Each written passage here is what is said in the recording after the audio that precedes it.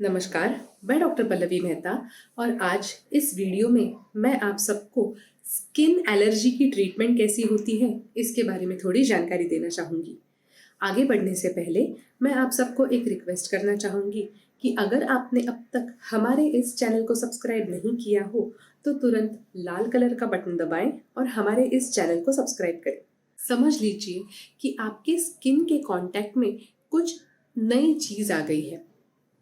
इस नई चीज के आने की वजह से स्किन में एक रिएक्शन पैदा होती है। इस रिएक्शन में इम्यून सिस्टम एक्टिवेट हो जाती है।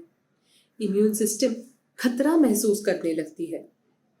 फिर आपकी इम्यून सिस्टम इस खतरे को फाइट करने के लिए एंटीबॉडीज पैदा करने लगती है।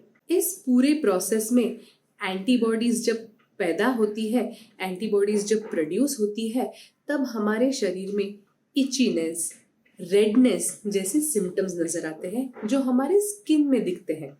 ऐसी कंडीशन को एलर्जी यानी कि कॉन्टैक्ट डर्मेटाइटिस ऐसे भी कहा जाता है। कॉन्टैक्ट डर्मेटाइटिस के दो मेन क्लासिफिकेशन है। इरिटेंट कॉन्टैक्ट डर्मेटाइटिस जो ज्यादातर केमिकल्स की वजह से होता है, और allergic contact dermatitis. Allergic contact dermatitis मतलब अगर किसी इंसान को किसी चीज से एलर्जी है, फॉर एग्जाम्पल पीनट्स यानी कि मूंगफली। कई लोगों को मूंगफली की एलर्जी होती है।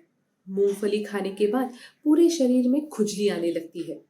इसे कहा जाता है एलर्जिक कॉन्टैक्ट डर्मेटाइटिस। इसके अलावा कई लोगों को हवा में कुछ होने की वजह से, हवा में मौजूद कुछ सब्सटेंसेस की वजह से एलर्जिक रिएक्शन आ जाता है।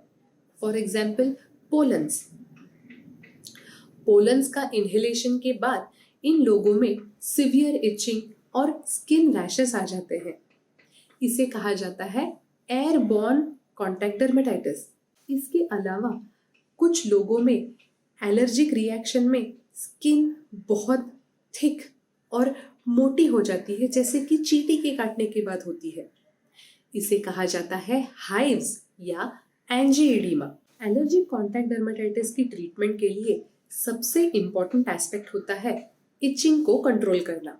इचिंग कंट्रोल करने के लिए अलग अलग टाइप की दवाइयाँ और क्रीम्स का इस्तेमाल किया जा सकता है। कई बार ऐसे भी देखा गया है कि एलर्जी आने के लिए बहुत तेज आती है, लेकिन पूरी तरह से शरीर से निकलने के लिए बहुत टाइम लगा सकती है।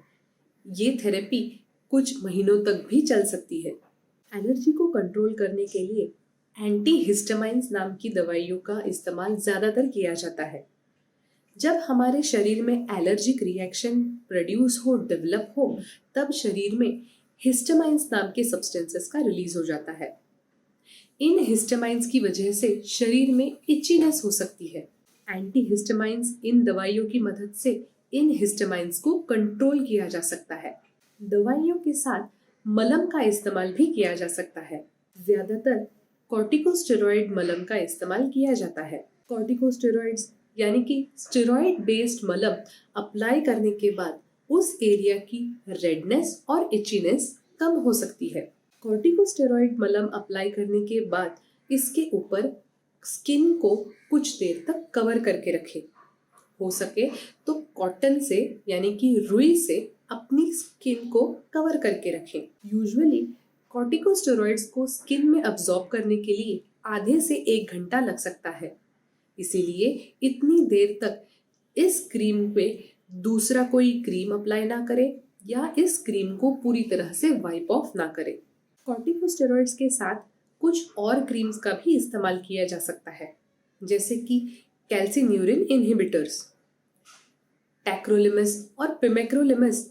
इन क्रीम्स का इस्तेमाल कॉर्टिकोस्टेरॉइड्स की जगह पे कभी कभी किया जाता है।